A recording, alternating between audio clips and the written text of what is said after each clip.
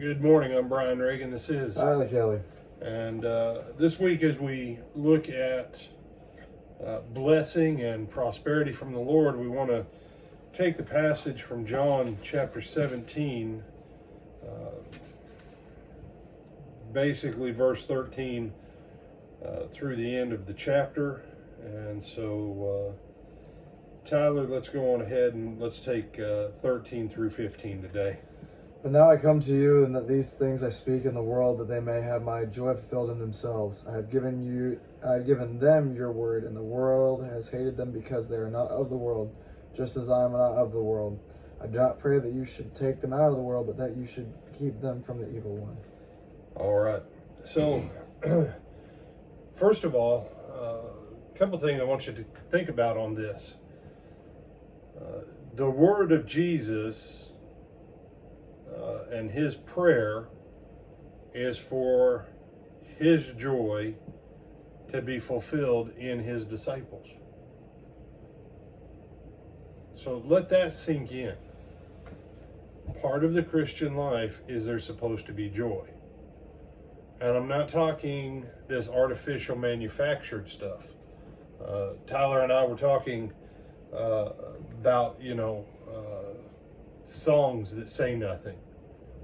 And because I had said in a sermon that Awesome God is kind of a stupid song. And he's like, well, not if you actually include the verses. No, you're right, if you include the verses. Right? I mean, how do you argue with a song that says when he rolls up his sleeves, he ain't just putting on the Ritz? Our God is an awesome God.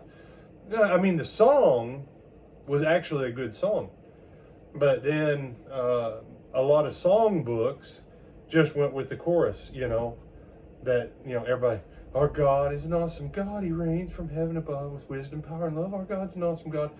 And it's like, wow, okay, so how many times can you say our God's an awesome God?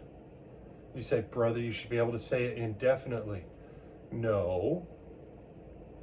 Colossians makes it clear that our singing is what? Supposed to teach and admonish. Okay? That's why songs have words. That's why choruses or refrains are called choruses or refrains. Okay? So when we start to think about joy, it's not this manufactured trash.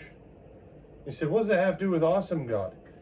Because he named another song that he was at, and I mean, he probably had a little bit of exaggeration, a little bit.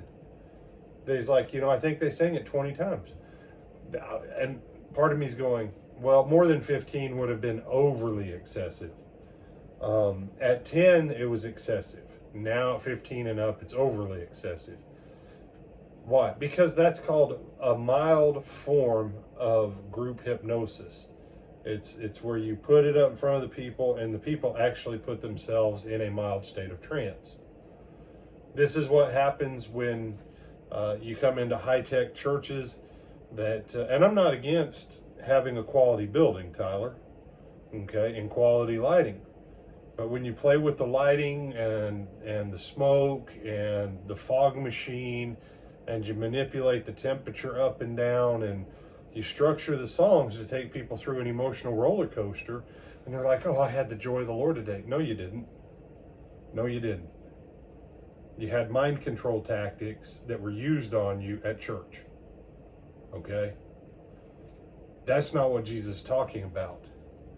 So don't confuse that fake trash. You say, well then, brother, I don't know that I've ever experienced the joy of the Lord in the church. Right. Because just like I said this past Sunday that we just came out of, most Christians don't know how to actually bless anything. They just think if they don't curse and don't say mean words that they must be blessing stuff. No. Blessing is an actual process, just like joy has measurable, quantifiable things. And the first key with the joy of the Lord is his word. And you need to understand joy exists whether the world hates you or not. Okay? And if you can't reach a place of peace If you can't reach a place of peace with the world being upset with you, you're never going to have the joy of the Lord. So how do I get there? Well, the easiest way is to just go, whatever. Say, but brother, why do you need the approval of the children of the devil anyways? Why? The approval of the children of God is shifty at best. It was the children of God who killed Jesus. Right? And the children of the devil, they're even less nice. Or less whatever. So, the first rule of joy and blessing is you have to commit to the word and not care about the world's opinion. Other thoughts, my brother? No, sir. With Adam Brian Reagan, this is Tyler Kelly. Lord willing, we'll see you tomorrow.